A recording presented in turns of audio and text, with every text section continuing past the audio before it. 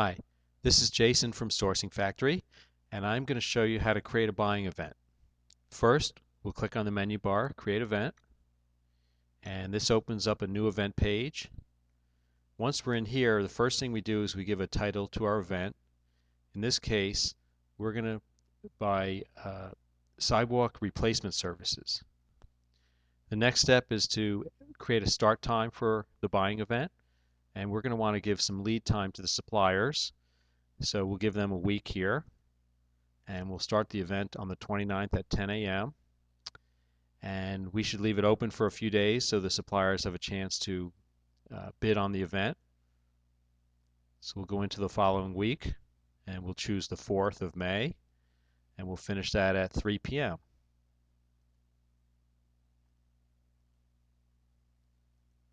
And then since this is a service, we're going to click on Service Radio button, and then we'll choose a currency. And we're going to keep United States dollars, but if you'd like, you could choose a number of other major currencies. And since we don't need anything shipped, since it's a service, we'll keep this as no. And then we'll identify where the event is taking place. In this case, it's going to be Philadelphia, Pennsylvania. Then we'll move down the screen a bit, and we're going to identify the time frame that we'd like the service performed. And we'll say around June 10. And then what we do is we put in the specifications for the job. And this is a sidewalk replacement, as I mentioned. And we'll fill in the details here. So we've entered the specifications for the job. It's replace 15 3-foot by 3-foot concrete sidewalk blocks, which is a total 45-foot length, and put 4 inches of crushed rock underneath the new sidewalk, and also replace the 45-foot curb and remove all the debris. And there's a note that you can contact the buyer if you want to see the site beforehand. And next, if you'd like to attach any files like a Word document or a picture or even a movie, you could do that, and that could help the suppliers put their bids together. And then we just have a few more things to go before our bid can be submitted. The next thing is to identify what the visibility of the bid is going to be. And in all cases, suppliers are never able to see the identities of the other suppliers. And you can decide whether your event is going to be a public event or whether it's going to be a private event. If it's a public event, you can invite specific suppliers, but any other supplier on Sourcing Factory can see your bid and bid on it. And if you know the suppliers you want and you don't want any other suppliers, you would simply pick a private event, and then only those you invite can see it. And then you can decide what the suppliers can view.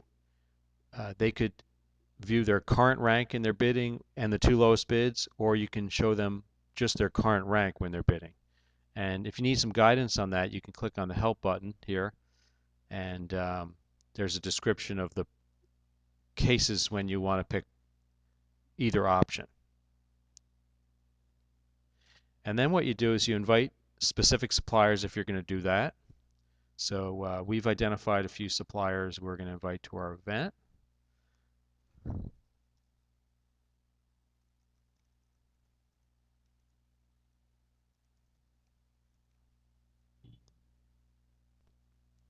So we've entered the email addresses and names for the suppliers we want to invite.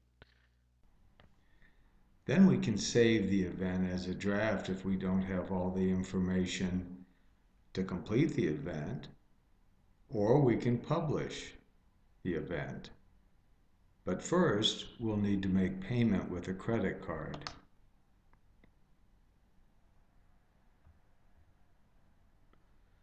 So we've entered the credit card data, and then when we click Publish, the event will be sent out to all of the suppliers.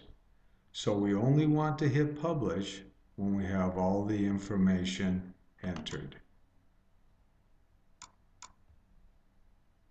And here's our new event. So I'm just going to tell you a few things about the event. If for some reason you need to change the time for the event, you can do that. after you've published it. And if you want to invite more suppliers, you can click here and add additional suppliers or resend invitations in case you want to make sure someone has uh, looked at the email that the system sends them. If you need to cancel the event for any reason, you can do that and suppliers will be notified. And it's important to note that the lowest bid will not necessarily win the business. So you do not have to award the business uh, to any particular supplier. And in fact, if you don't like any of the bids you receive from suppliers, you don't have to award the business at all. But this will help to get the suppliers competing and driving the price to the market price. On the left here, we have the details that we entered above on the sidewalk replacement. And if we just scroll down a little bit, we can see the time frame and the transaction location. If suppliers have questions or if you've forgotten something that you need to include in the specifications, you can enter it here or they can ask questions about what you need, and then it gets posted and there's a notification by email that there's some new discussion on the event, which could be questions or comments, and that will help people make sure that they're bidding on the same thing. And it's real key to be very clear on your specifications so that people are bidding apples to apples, not apples to oranges. So I have moved up the bidding start time so I can show you an actual bid in progress in a moment, and you'll be able to see what the experience is like when the suppliers start to bid on the business. So now we're going to check and we're going to see if any bids have come in. Just refresh here. We have our first bid. It's from Greg for $4,000. And we're going to check and see if we get some other bids. And we've gotten a second bid from Taylor, and that bid is $4,200. It's above Greg's.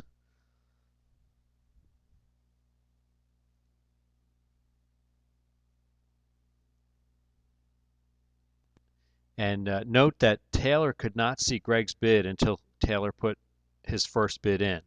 So we're going to check and see if Taylor is going to be competing with Greg for the business. And yes, he has lowered his bid to $3,900, so he has taken the lead for the moment. And we're going to see if Greg is going to compete with Taylor for the lead of the business. And yes, Greg has lowered his bid to $3,800, as you can see here.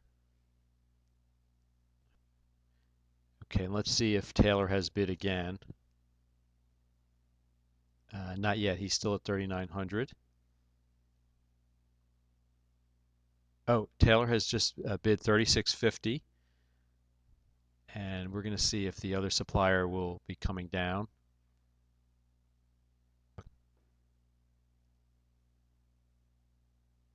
Okay, and Greg has lowered his bid to $3,600.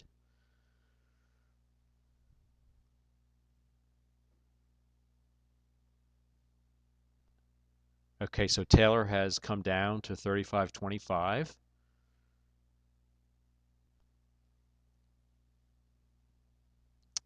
And Greg now is $3,450. And Taylor has just taken the lead at $3,375. If you want to see some of the details of the bids and how much things have changed, you can click on View All Bid Activity, and you can see the history of the bids. And additionally, you can see by supplier all their bids and how much they've reduced their price by from the initial bid. So go back to the main page, and this bidding could continue, and this just gives you a sense of how you can get the suppliers to compete to drive the price to the market price so that as a buyer you can get a fair deal.